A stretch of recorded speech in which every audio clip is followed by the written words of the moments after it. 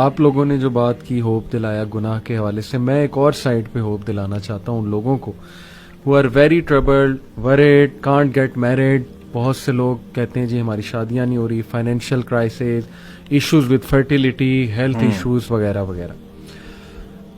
ابو ذر غفاری رضی اللہ عنہ کہتے ہیں کہ نبی صلی اللہ علیہ وسلم نے فرمایا, Indeed I know a verse to which if the people held on it would be sufficient for them. صحیح حدیث. کون سی ورس؟ وَمَن يَتَّقِ اللَّهَ يَجْعَل لَّهُ مَخْرَجًا وَيَرْزُقْهُ مِنْ حَيْثُ لَا يَحْتَسِبُ وَمَن يَتَوَكَّلْ عَلَى اللَّهِ فَهُوَ حَسْبُهُ. اور ابن عباس رضی اللہ عنہ کہتے ہیں کہ رسول اللہ صلی اللہ علیہ وسلم نے کہا after reciting the above verse, if the people were to apply this verse in their daily lives, they would be free from all the doubt and distress of the world, the distress of death and the distress of the doomsday. اور پھر ایک اور حدیث ہے, O my servants, were the first of you and the last of you, the human of you and the jinn of you, to rise up in one place and make a request of me.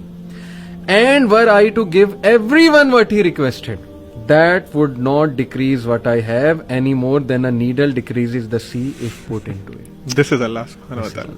غالباً یہ حدیث قدسی ہے. حدیث قدسی کہ مانگو, کھل کے مانگو. کتنا انڈر ایسٹیمیٹ تم اللہ کو کر رہے ہو, اتنا چھوٹا مانگ رہے ہو. کھل کے مانگو. اللہ تعالیٰ لارڈ آف دا امپاسبل ہے.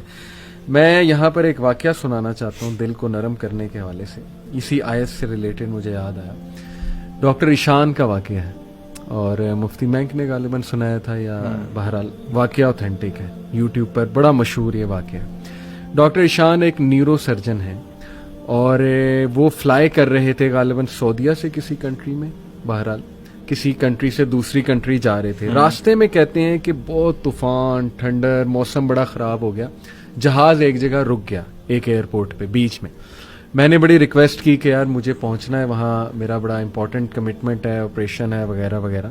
تو پائلٹ نے کہا کہ نہیں ہم نہیں لے جا سکتے, آپ یہ ہے کہ کوئی کار کرا کے, جیپ کرا کے چلے جائیں, وہ قریب ہی ہے جگہ, اتنی کو دور اب نہیں رہی.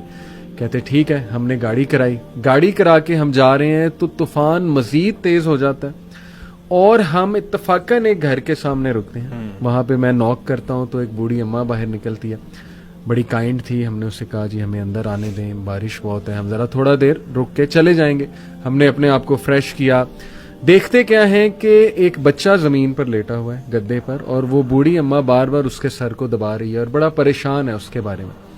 کہتے میں نے پوچھا کہ کیا مسئلہ ہے اس بچے کو, تو انہوں نے کہا کہ اس کا کوئی برین کا مسئلہ ہے یا ایسی کوئی پرابلم ہے جو بہت مشکل ہے یہاں کے ڈاکٹرز کے لیے. تو انہوں نے کہا مجھے بتائیں, میں بھی ڈاکٹر ہوں, میرے بڑے واقفیت ہے. تو بوڑھی عورت نے کہا کہ ہاں ہمیں ڈاکٹرز نے ایک بڑے مشہور ڈاکٹر کا نام بتایا, تو لیکن یہ کہ نہ میرے پاس ریسورسز ہیں, نہ میں کوئی مطلب کانٹیکٹ کر سکتی ہوں اس سے. یہ بچہ یتیم بھی ہے, میں اس کی دادی ہوں, اس کی ٹیک کیئر کر رہی ہوں. اس نے کہا مجھے بتائیں, میں اس ڈاکٹر کا پتہ کروں گا. You have been so kind to me. She said کہ ڈاکٹر ایشان. اللہ اکبر. وہ کہتے ہیں کہ اسی وقت مجھے رونا آ گیا. اور انہوں نے کہا کہ آپ کیا مطلب کر رہی تھی, آپ اللہ سے دعائیں کر رہی تھی, کیا تھا ایسا کہ اللہ مجھے یہاں پر لے آیا؟ ہی سیڈ کہ پتہ نہیں, میں تو بس استغفار بہت کرتی تھی, استغفر اللہ استغفر اللہ, اور میں اللہ سے کہتی تھی کہ اللہ ہم تو نہیں جا سکتے, بس کسی طرح تو ذریعہ بنا دے, یہ بچہ تیرے سامنے ہے. تو حدیث ہے نا کہ جو استغفار بہت کرتا ہے اللہ اس کے لیے ایسے ایسے راستے بناتا ہے کہ وہ بندہ سوچ میں نہیں سکتا.